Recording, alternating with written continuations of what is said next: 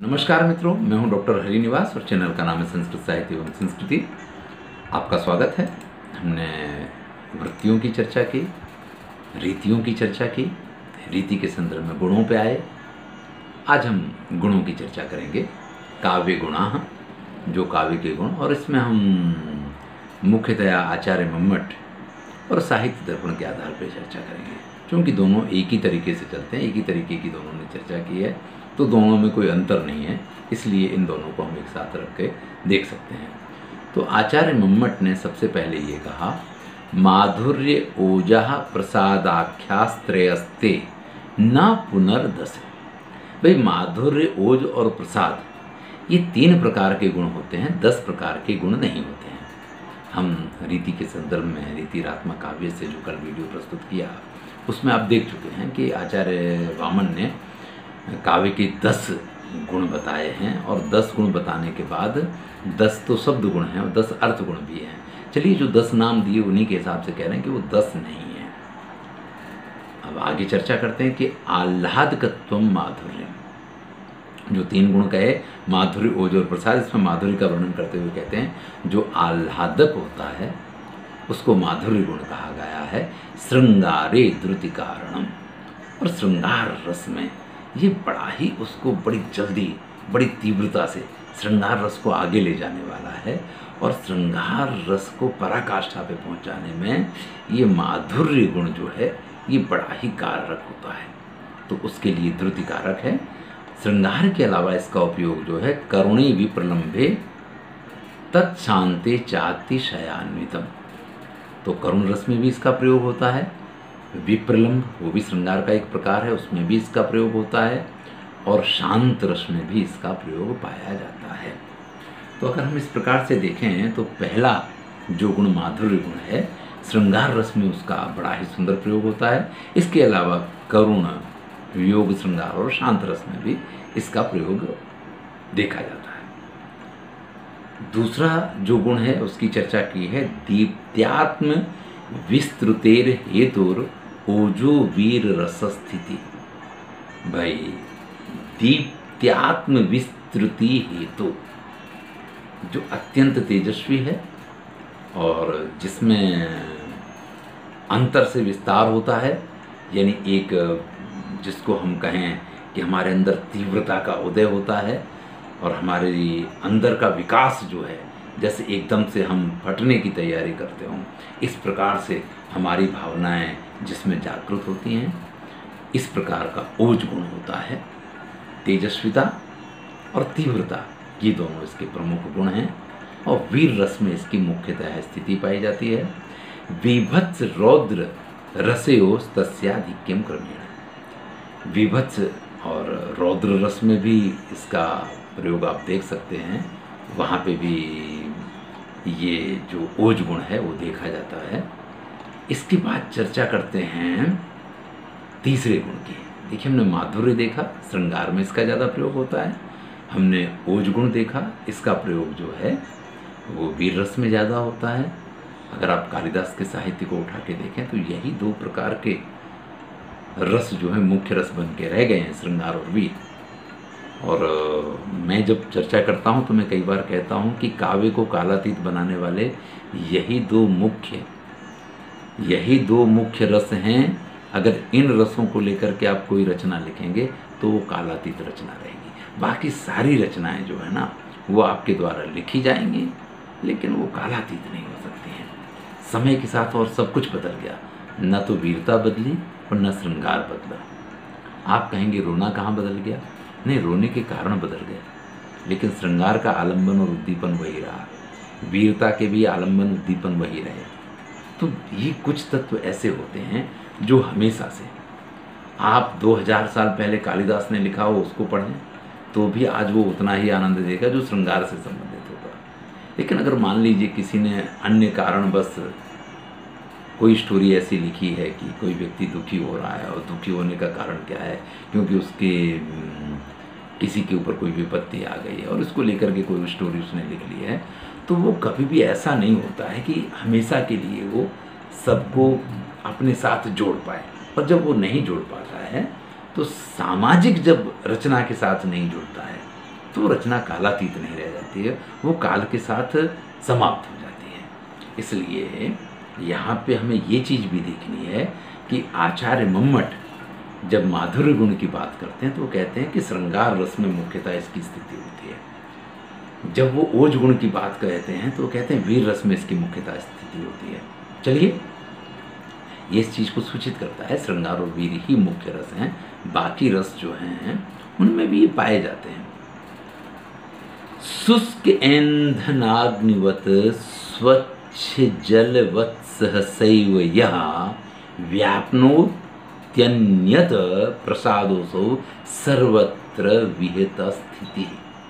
देखिए, प्रसाद गुण की बात करते हैं तो कहते हैं सूखी लकड़ी में आग लगे तो जिस प्रकार से तुरंत पूरी लकड़ी में फैल जाती है, कोई बड़ा ही स्वच्छ धुला हुआ वस्त्र हो और उस पर पानी की बूंद अगर टच हो जाए तो जैसे पूरे वस्त्र में फैल जाती है, जहाँ तक उसकी गति वहाँ तक तुरंत फैल जाएगी।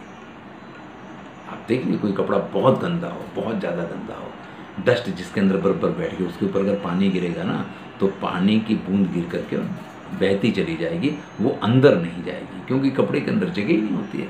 लेकिन वही कपड़ा धुला धुलाया और एकदम स्वच्छ हो, निर्मल हो, तो फिर स्थिति इस प्रकार की आती है कि वो पानी की बूंद जहाँ गिरती है वहीं से फैलती चली जाती है।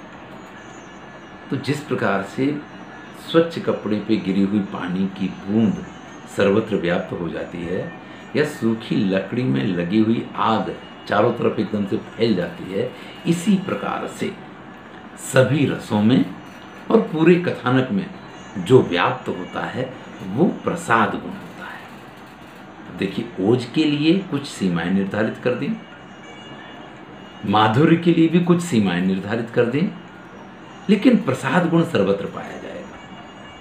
थोड़ा समझें हम इस चीज को, जैसा हमने वृत्ति के संदर्भ में समझा था, जैसा मैंने रीतियों के संदर्भ में भी थोड़ी चर्चा की थी।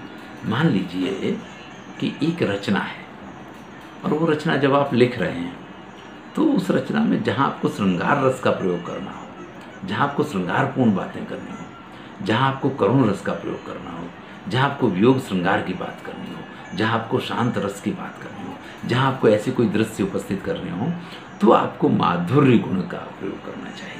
अब माधुर्य गुण में कैसे शब्द होंगे, कैसे पद होंगे, उनकी भी चर्चा हम आगे करेंगे, तो उनका प्रयोग करना चाहिए।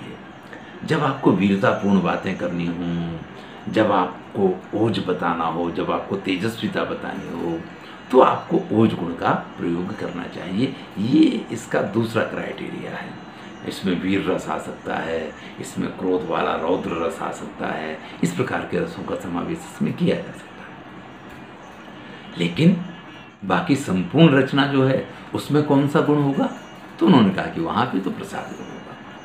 जहाँ आप कुछ नहीं कर रहे हैं, आपका कुछ वैशिष्ट नहीं है, ना आपको वीर रस की प्रधानता बतानी, ना आपको श्रृंगार रस की प्रधानता बतानी है, लेकिन नाटक में तो और भी सारी चीज़ें होती हैं, या काव्य में और भी स्थितियाँ होती हैं ना, तो सभी प्रकार की स्थितियों का वर्णन जो है वो प्रसाद गुण में किया जाता है।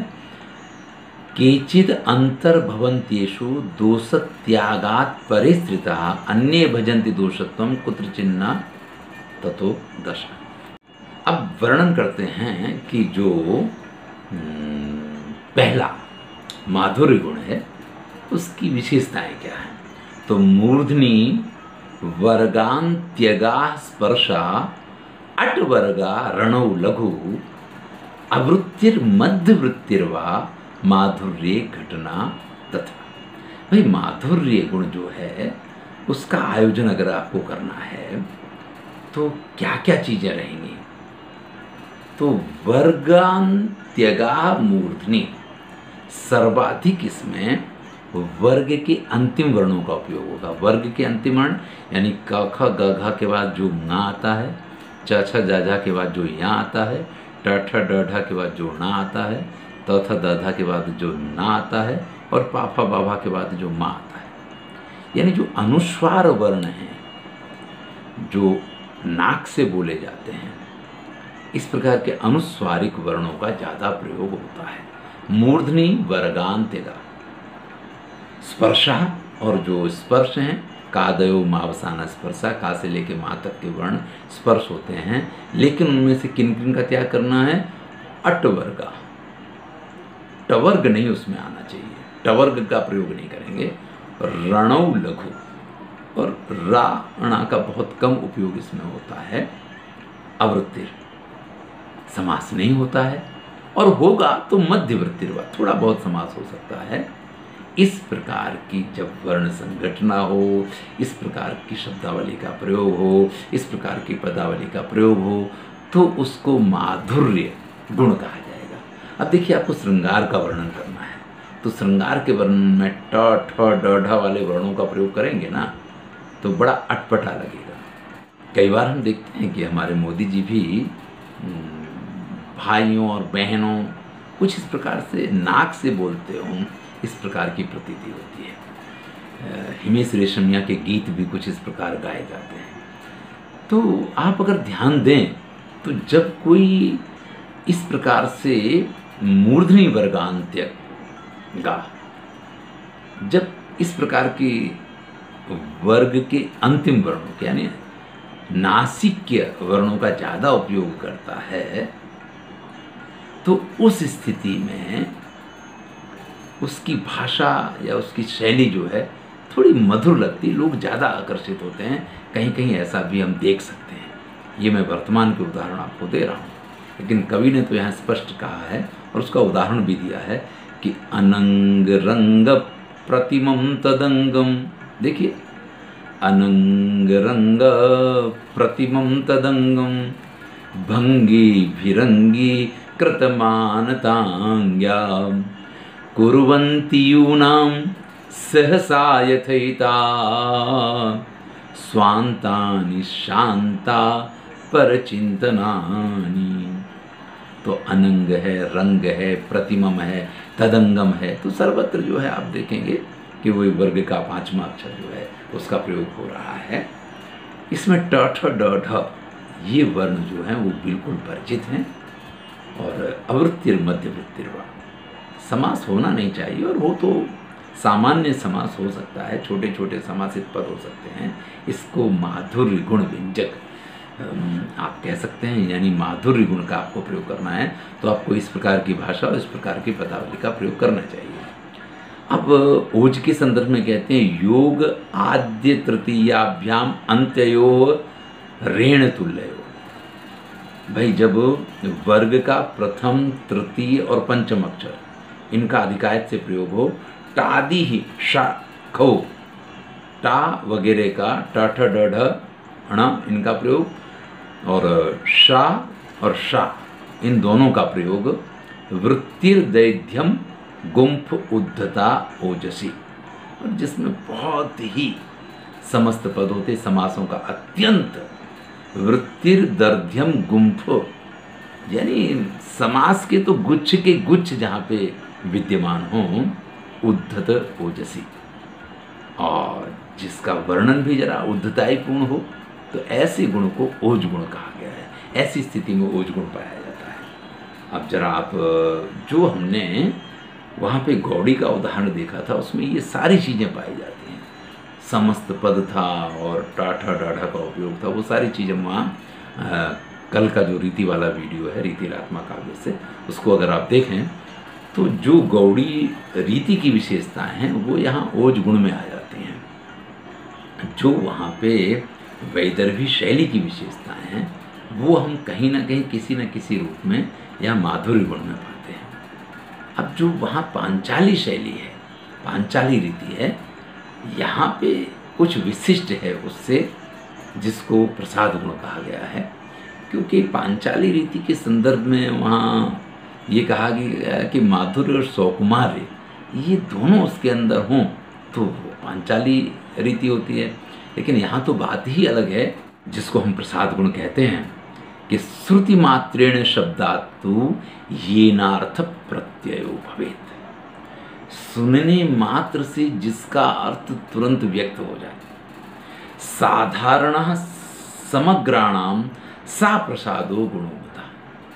और बिल्कुल साधारण अलग अलग शब्द, छोटे छोटे शब्द, जहाँ पे बिल्कुल भी समास ना पाया जाए, तो ऐसे गुण को प्रसाद गुण कहा गया है। फिर से ध्यान दीजिए, पहले ही कहा था कि पूरे काव्य में ये व्याप्त रहेगा, प्रत्येक रस में प्रसाद गुण का उपयोग उपयोग होगा। यानी श्रृंगार में माधुर्य गुण तो रहेगा, लेकिन प्रसाद गुण की भी स्थिति वहाँ पे रहेगी। बिना प्रसाद के खाली माधुर्य से आप श्रृंगार रस की उत्पत्ति पराकाष्ठा पे पहुँचा पाएंगे, ऐसा हमें नहीं समझना चाहिए। हम जब वीर रस का वर्णन करेंगे तो वहाँ ओज गुण तो होगा, लेकिन प्रसाद गुण की भी स्थिति वहाँ रहेगी। तो प्रसाद गुण की गति सभी रसों में है, ओज गुण की गति सब रसों में नहीं है। ऐसे माधुर्य गुण की गति भी सब रसों में नहीं है।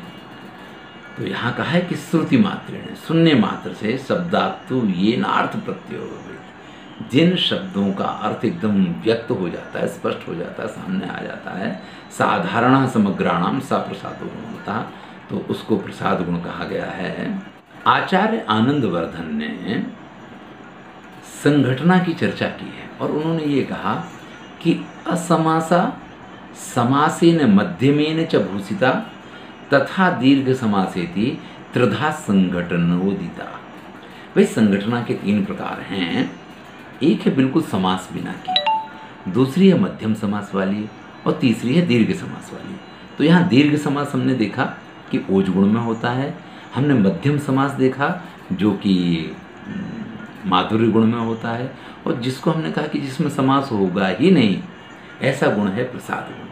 तो इन 3 प्रकार की संघटना का आयोजन इन 3 प्रकार के गुणों में किस प्रकार से किया गया है, और सभी रीतियों का समावेश, और जो 10 गुण हैं उन सभी 10 गुणों का समावेश इन्हीं 3 गुणों में हो गया है। आज की वीडियो में इतनी ही चर्चा रखेंगे, किस प्रकार से 10 गुण खाली 3 गुण में समाहित हुए हैं। आचार्य मम्मट ने तो विस्तार से इसकी चर्चा नहीं की है, लेकिन साहित्य दर्पणकार ने इसकी चर्चा विस्तार से की है।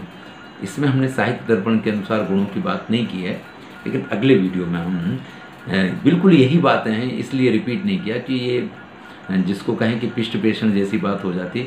जो बात यहाँ कही गई वही साहित्य दर्पण में कही गई है, लेकिन कल की वीडियो में हम साहित्य दर्पण की इस चर्चा को करते हुए और फिर किस प्रकार से जो वामन के कहे गए गुण हैं उनका समावेश इन्हीं 3 गुणों में हो जाता है, उसकी चर्चा हम कल करेंगे। धन्यवाद। मैं हूँ डॉक्टर श्रीनिवास और चैनल का नाम है संस्कृत साहित्य एवं संस्कृति। अगर आपको अच्छा लग रहा है तो मित्रों के साथ शेयर